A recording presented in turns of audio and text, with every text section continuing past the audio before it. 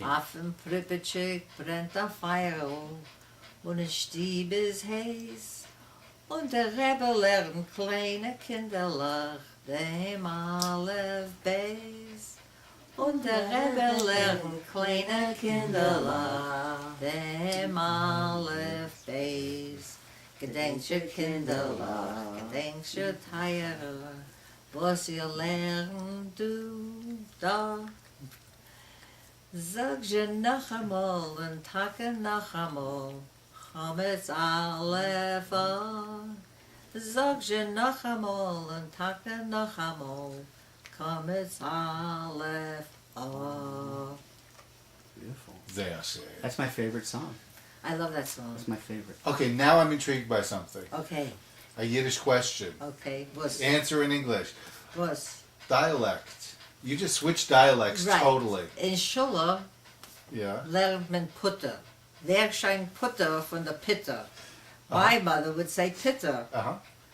And she would say, you know, in Schule, Yeah. but I mean, she didn't say eins, zwei, drei. That was not, you know, it was eins, zwei, drei, but it was the Pitter and the Putter that. Yeah, Polish Yiddish. Well, my parents came from Russia, both of them. And they said pitta. I have to tell you, the best time we had was the club rooms before the war Downstairs? Those were downstairs, right? in the basement Mm-hmm. of the Coops. Mm-hmm. And it was funny how the girls, I guess when we were 14, we started going with boys who were 14. The 15-year-olds didn't want to know us. But every year, as we got older, we were able to go to an older group. Uh-huh. It was funny, but the club rooms were great. They were social club rooms. I mean, it was not, they were not political.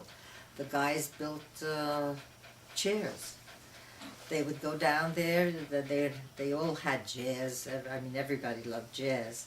And they would be playing their records, and each one guy would have drums. I mean, he was a drummer, so he had the sticks. But another one was making believe like this. And another one was playing this, and another one, yeah. And there were sports club rooms, there were science club rooms, there was,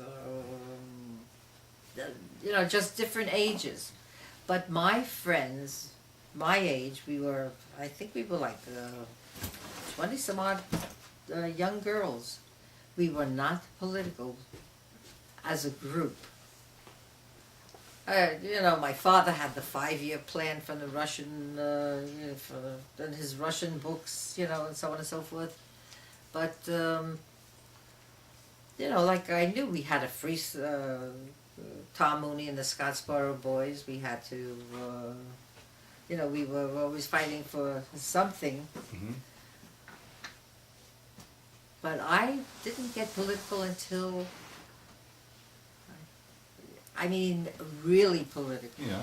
really involved until I was married.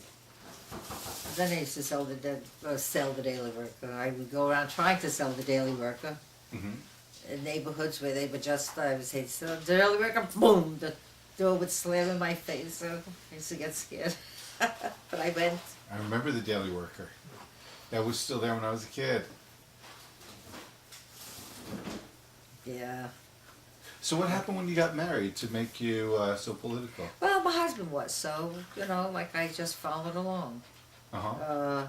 I mean, he always knew, you know, what side I'm on, what side are you on, what side are you on, that's enough. Paul Robeson. I went to the Paul Robeson concert, I started to tell you before, In Peekskill? in Peekskill. You felt so good when you arrived because all the guys were lined up along the road and you know, like, we're here to hear Paul Robeson sing. And it was wonderful, except when we went back to our buses were there, but the drivers had disappeared. And it was really crazy until you found a car, you're going in that direction, they'll drop you off, and so on and so forth. And as we passed the group of crazy people, they were throwing rocks and stones, you know, we were all on top of each other in the car. Hmm. Glad to get home, and when we got home, everybody greeted us like we were heroes of the war. It was scary, though. Scary. Glad to come home. We were safe in the. We were safe. Oh, you know what I would love to know a little bit more? What? Your yichus. So, like, where did your grandparents come from, and then your parents? Especially getting from Europe to the U.S. You would like to know that? I would. You know what? What? One of the things we never asked. I mean, I know that my uncles came on my mother's side. My uncles came here first, two brothers, and then my mother came, and the Zeta came also. Got there early. The Bubba came with my mother and my aunt, Tante Neska, and Uncle Benny and Uncle Sammy. And they came steerage, naturally. You know, when you think back, when you go to Ellis Island and you see, you know, the thing that carried they got us from Meg. They came here and they went down to Harlem, I think, or wherever. You know, we never asked. I was talking to my cousins, you know, we never asked them. I said, how did you get there? I know that my grandfather had to leave early because had drei hooligans. So he had to leave. And then the boys had to leave because they would have put them in prison also. So all of them left except my Uncle Benny, who was a baby. The two. My Uncle Sam, before I was born, was killed on the train.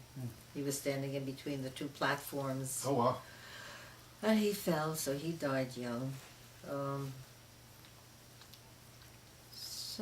But, you know, I used to say, how did you get from your house to the river? Never asked. Hmm. When did you leave the Coops? How old were you when you moved out? 21. Is there anyone that sticks out as like really someone that's really etched in your memory from that time before you left? Well, first of all, when I left, I was already married for 2 years. Got it. So we That's don't count that. Right. So let's say 19, before I got married.